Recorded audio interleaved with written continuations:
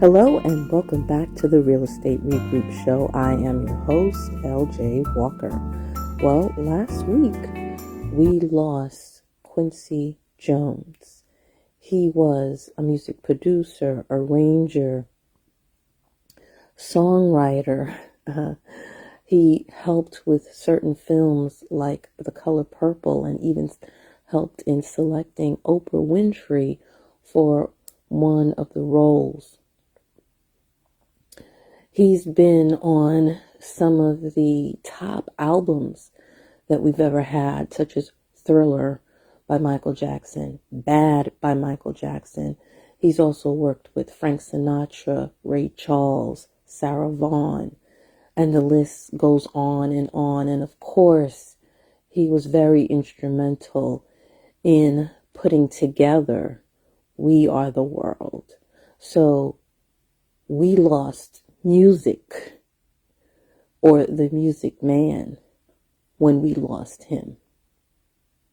Okay, he died at 91 years old. He's left $500 million for his 7 children. In his life, he's only had 2 homes. The first house he bought in the 70s, he paid about $200,000 for that and sold that for $5 million. I think that is a great profit right there. He held on to it for many years, of course. And then he bought another house again before passing on. But I want to talk about his first house. By the way, just so that you know, just a little back history. Let me back up just a little bit. He was born in Chicago, and his family left in the city area. His mother was a property manager, but unfortunately, she was diagnosed with schizophrenia and needed to be treated. I'm not really too familiar with a lot of the mental health issues, so I'm not going to go there. But honestly, being a property manager, that's not easy work, you know. So anyway, needless to say, the father left Chicago when he got a job in Seattle, Washington. And it was in Seattle, Washington, in his high school, where he learned how to play different musical instruments, and where music basically was inside of him, if you will. All right. And then later on, as time passed, he did move and live in New York for a short period before coming to California in the 70s. Okay. So now what I wanted to bring about the topic of discussion is with that first house in California. See, back then, many of us who are Black, we faced a lot of racism. Some of us in the 70s, you were pretty much coming out of the civil rights movement. Okay. But that doesn't necessarily mean that you are escaping any form of racism. You still, unfortunately, had to face it. And also, it was during that time period when many of us, or many more of us, Black people, became more famous, if you will, and was able to stack more money. All right. So unfortunately, at that time, I don't believe there were too many quote unquote Black established neighborhoods. I know there are some that is coming up in my mind, but I'm not really sure exactly like when they blossomed. Okay. So when a person wanted to, let's say, be in a house or whatever, typically it would be in a predominantly white neighborhood, right? So, the other neighborhoods I'm talking about is like Baldwin Hills, which is known to be a black area of LA. Well, I don't think that neighborhood was even like really established as a black neighborhood back then in the 70s, is what I'm saying. So he was in Bel-Air, that's where the properties were. And one of the things he had encountered was the police had came to the door of his house once and was trying to arrest him because they did not know that that house was his. They saw him go into the home, and this area was a predominantly white area. And believe it or not, what happened to him in this particular situation, yes, of course, things got clarified, and it was established that that was his home, but it was not unusual. Meaning, I've heard similar stories from other, not necessarily just other celebrities, but just other black people in other professions who made it to that particular level. Okay. And it didn't just happen in California either, because I know somebody in Georgia where it happened to. And some of you might say, well, you know, he was also in an interracial marriage, being that Quincy Jones was married to a white woman. But the person that I know, yes, they were into interracial marriage, but it wasn't to a white woman, it was to an Asian woman, and they had the same exact experience as well. So this is why later on, you know, many years down, about 20 years afterwards in the 1990s, because it kept happening over and over to so many, Spike Lee, he put out the question, or not even so much the question. He basically said, listen, we should stay in black neighborhoods and not live in white neighborhoods. We should stay and build up our own communities instead of living somewhere else.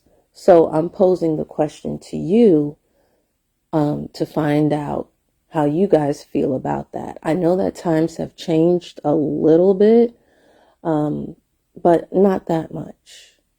There are still towns called sundown towns in the South, where those of us who invest, who are people of color, we know that we cannot go there after a certain time period. As a matter of fact, there was a African American investor that was trying to fix up a home, and the cops were called on him. And this was fairly recently. So to say that this does not exist anymore, it may not exist anymore in those neighborhoods, meaning in Bel-Air where he's from, but it does exist in other neighborhoods. So anyway, I'm posing the question to you. Should we continue to go down the line of what Spike Lee is saying, or should we move? I'm going to tell you this from firsthand experience. It's hard no matter which way you go. Whether you choose to buy a house in a black neighborhood in the hood, and by the way, not all black neighborhoods are hoods, okay? But whether you choose to buy in the hood or you choose to buy in another neighborhood that's not predominantly black, it's going to be a challenge, okay? Because unfortunately, in some of the black neighborhoods, you're going to go out without certain services. You're going to have to always constantly travel somewhere else to get it. Eventually, yes, because you're there, it'll change and it'll turn over. However, change is slow. It's not fast. Number one. Number two, you're going to also deal with, unfortunately, jealousy from your own people. And sometimes your own people will try to destroy your property. Okay? All skin folk ain't kinfolk. I said this before, and other people know it as well. As a matter of fact, let me just share this Turkish proverb with you, and say it in another way that you might get it. There was a tree, a couple of trees, and there was an axe. And the axe told the tree, hey, we're the same. I'm just like you. You see, my handle is wood. And they said, okay, you can come and join us. And then the axe chopped down the tree. So if you get the meaning, if you get the gist of it, you know what I'm saying.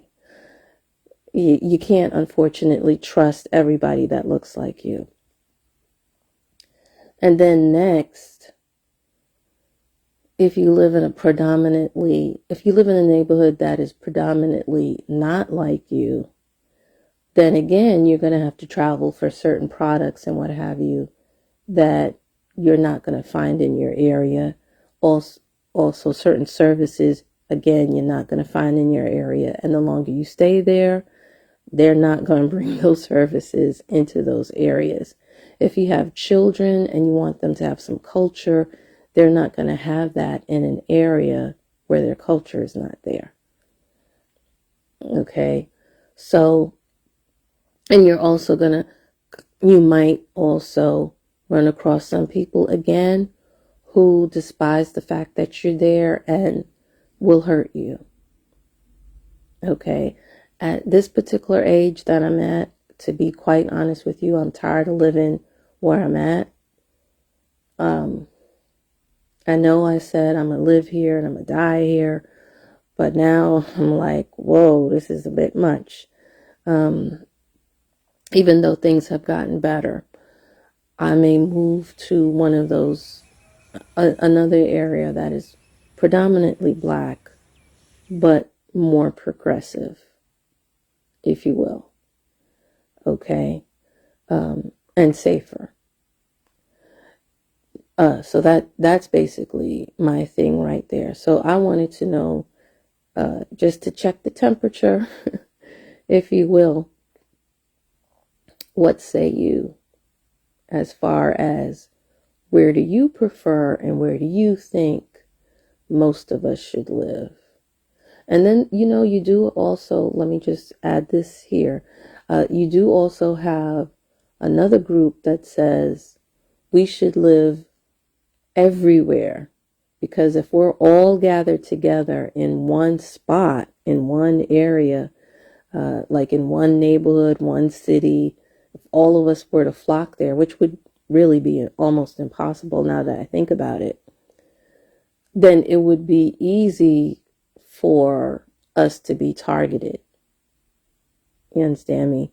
So it's good that we are spread out and we live in different places, some in the city, some in the suburbs, some in neighborhoods that are predominantly black, some in neighborhoods that are predominantly not black, some in neighborhoods that are mixed. And I am seeing a lot of neighborhoods that are mixed, and even my neighborhood